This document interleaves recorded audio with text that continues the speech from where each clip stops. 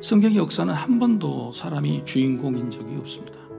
그리고 우리 인생의 역사 또한 한 번도 우리가 주인공이 되어 이끌어간 적이 없습니다. 그렇게 보일 뿐이죠.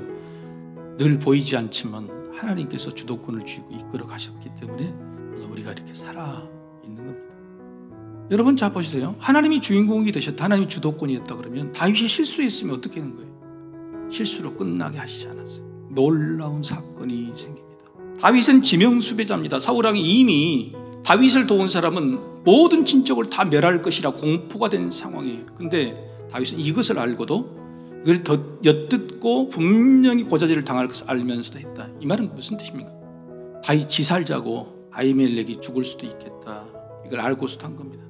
그런데 놀랍게도 다윗의 이 행동, 오늘 이 행동을요 1000년 뒤에 예수님께서 평가를 해요.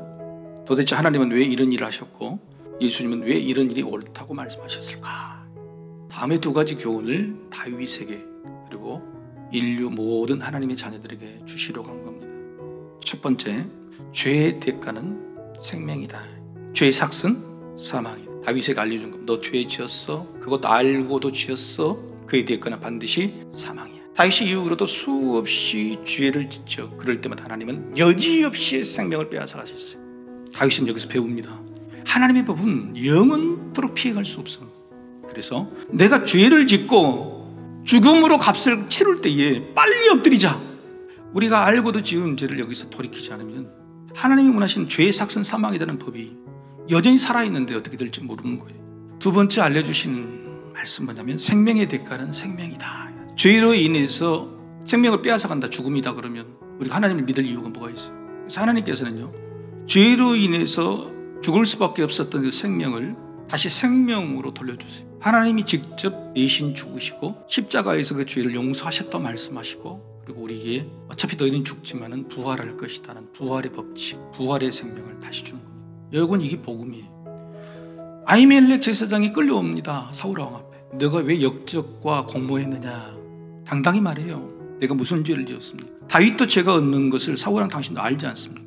난 할 일을 했을 뿐입니다 라고 이야기합니다. 이미 아히멜렉 제사장은 자신이 죽을 줄 알았습니다. 죽음까지 각오한 거예요. 마치 누구와 같냐?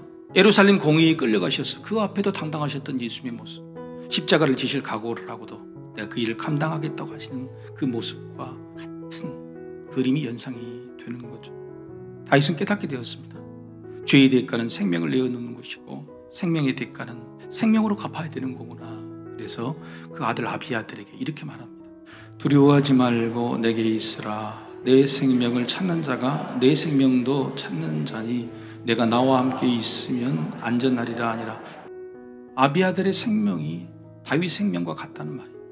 그래서 그 생명의 빚은 내가 내 생명으로 갚겠다. 교회는 예수님처럼 생명을 살리는 곳이다. 교회 안으로 수많은 생명이 옵니다. 우리가 생명들을 찾아가지는 못할 망정 교회 안으로 찾아온 살려달라고 들어온 생명들을 우리가 어떻게 뒤해야 될까? 우리는 생명을 빚진 자예요. 예수님께. 그래서 생명을 어떻게 갚을까? 주님 말씀하시죠. 나에게 갚는 것이 아니고 이웃에게 갚아라. 죽어버린 아히멜렉 제사장에게 갚는 것이 아니라 누구에게 갚아야 돼요? 살아있는 아들 아비아들에게 갚는 거예요. 다윗의 족보는 부끄러운 족보였습니다. 그런데 그게 메시아 예수님의 족보가 되었습니다. 하나님께서는 감추지 않으셨고 일부러 넣으셨죠. 왜요? 십자가는 이런 것이다. 죄는 감추는 것이 아니고 드러내 용서받는 것이다. 더 나아가 죄의 대가는 생명이지만 생명의 대가도 생명이다. 나의 생명을 너에게 주노라. 예수 생명으로 살릴 수 있습니다. 생명을 주고 생명을 살리는 저와 여러분이 되시길, 교회가 되시길 주의 이름으로 축복합니다.